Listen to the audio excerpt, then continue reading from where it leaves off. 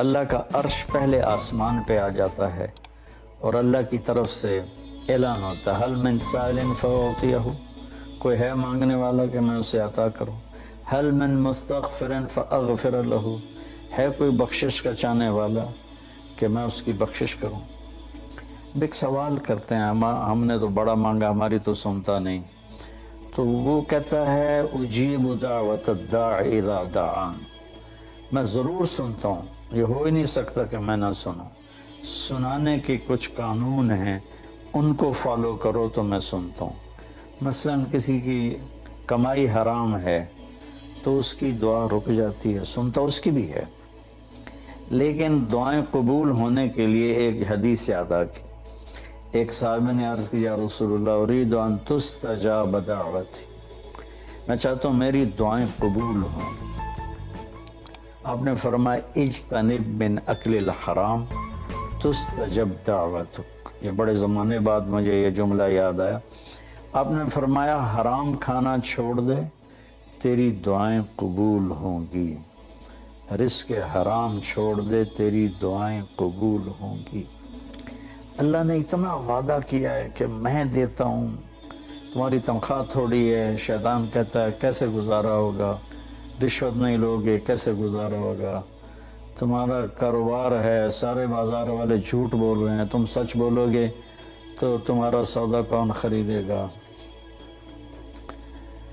تو اس سب کا اللہ نے کہا الحمدللہ رب العالمین، میرے بندوں گھبراؤ نہیں، پالنے والا تمہارا اللہ ہے، وہ صرف تمہیں نہیں پالتا، کل کائنات کو پالتا ہے۔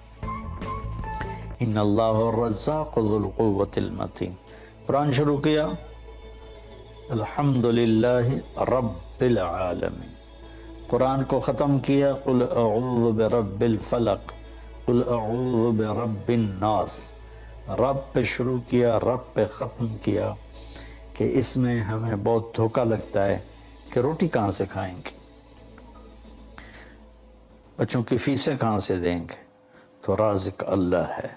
نماز پڑھو، نفل پڑھو، اور یہ نہ کہو میری سنتا نہیں، اللہ کی قسم قبول کرتا ہے اور ضرور قبول کرتا ہے، مصلی نہ چھوڑو، آزماتا ہے۔